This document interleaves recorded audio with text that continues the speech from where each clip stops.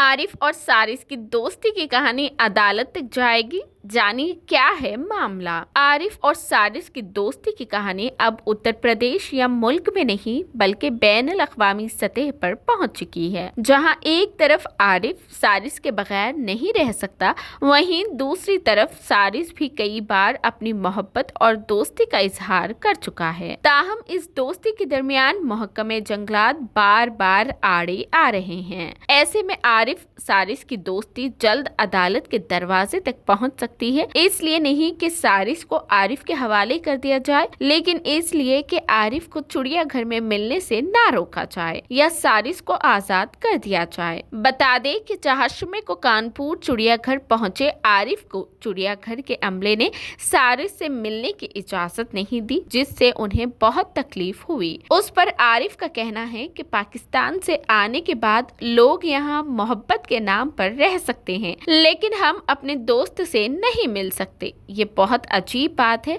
आरिफ ने जुमेरात को वीडियो जारी करते हुए तमाम बातें कही है। यहाँ ये भी बताना जरूरी है कि 22 मार्च को अमेठी के कुछ तस्वीर वायरल हुई थी, जिनमें आरिफ के साथ सारिस नजर आ रहा था।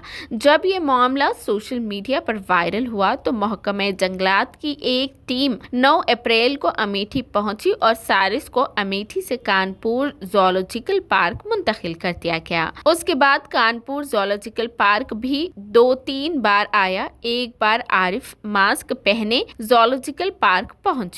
आरिफ ने जैसे ही मास्क हटाया, सारिस खुशी से झूमने लगा। ये मंजर ज़ूलॉजिकल गार्डन के एंक्लोजर्स के करीब के मुलाजिमीन ने भी देखा और वहां घूमने आए लोगों ने भी देखा। उसके बाद जब वो चाहशुमे के रोज दोबारा घर वालों के साथ पहुंचे तो मुलाजिमीन ने उन्हें पहचान कर रोक दिया, जिसकी वजह से वो बहुत अफसरदा हो गए और अदालत जाने की बातें करने लगे। अब देखना ये होगा कि अगर मामला अदालत की दहलीज तक पहुंचता है तो सारिस और आरिफ की इस बेपनाह मोहब्बत और दोस्ती के दरमियान महकमाए जंगलात की रुकावट पर अदालत क्या फैसला देती है।